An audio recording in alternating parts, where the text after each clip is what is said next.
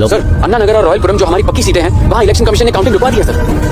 आज जहां एक और तमिलनाडु में मतगणना शुरू हो चुकी थी, मिस्टर राजा रत्नम पार्टी हमारा नेता कैसा हो? इलेक्शन कमीशन ने 2 जगह पर काउंटिंग रुकवा दी है। आपकी पार्टी पर इसका क्या असर पड़ेगा? हम जानते हैं कि विपक्ष और केंद्र की मिलीभगत। हम ये भी जानते हैं कि इस बार भी हमारी जीत निश्चित है। आप भी देख लीजिए।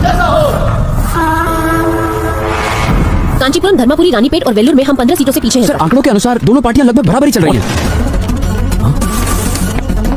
काउंटिंग क्यों रुकवाई गई? बहुमत के लिए हमें 234 में से 118 सीटें चाहिए, लेकिन दोनों पार्टियां बची 4 सीटों में से 2 पर काउंटिंग रुक गई है। इंडिपेंडेंट उम्मीदवार विजय राघवन भारी बहुमत से अपने दोनों सीटों पर आगे चल रहे हैं। मतलब जो पार्टी विजय राघवन को अपनी तरफ ले आई, सरकार वही बनाएगी। रुकी हुई काउंटिंग वाली सीट के रिजल्ट घोषित करने में इंडिपेंडेंट उम्मीदवार विजय राघवन की मां एक समय कलेक्टर हुआ करती थी और उनका सपना था कि उनका बेटा IAS अफसर बने। लोकसभा चुनाव के वोटों की गिनती लगभग खत्म होने आई है। आजाद उम्मीदवार विजय राघवन जो वार्ड नंबर 45 के काउंसिलर थे, वो अपनी दोनों चुनावी सीटों पर आगे चल रहे हैं। दोनों बड़ी पार्टियों में सरकार बनाने के लिए खींचातानी जारी है। एक्स काउंसिलर विजय राघवन के हाथ में एक बहुत बड़ी जीत आने वाली है और राघवन की 2 सीटों पर विजय पूरे तमिलनाडु के इतिहास को दोबारा से लिख देगी। सर, ये लोग विजय राघवन को फोन ट्राई कर रहे हैं। सर, वो विजय राघवन से संपर्क करने की कोशिश कर रहे हैं, लेकिन वो फोन नहीं उठा रहा। सर, विजय राघवन से संपर्क करने की कोशिश करें, लेकिन वो फोन नहीं उठा रहे। मीडिया कह रही है कि दोनों पार्टी की सीट बराबर है, इसलिए शायद गवर्नर रूल लागू हो जाएगा। पावर ना तो गवर्नमेंट के हाथ में जानी चाहिए और ना ही किसी भी सूरत में विपक्ष के।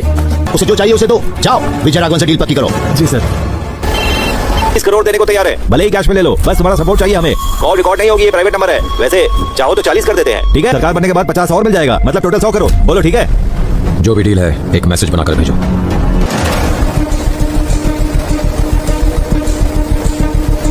पदम प्रताप, लगता है तुम्हारे पालतू कुत्तों और उसके बीच कोई लफड़ा हुआ था, जिसकी वजह से वो राजनीति में आया। आखिर उसे कॉलेज में उसकी कुर्सी से लात मार कर गिराया था। हाँ हाँ, जानते हो उस कुर्सी के बदले में वो आज कौन सी कुर्सी मांग रहा है? चीफ मिनिस्टर की।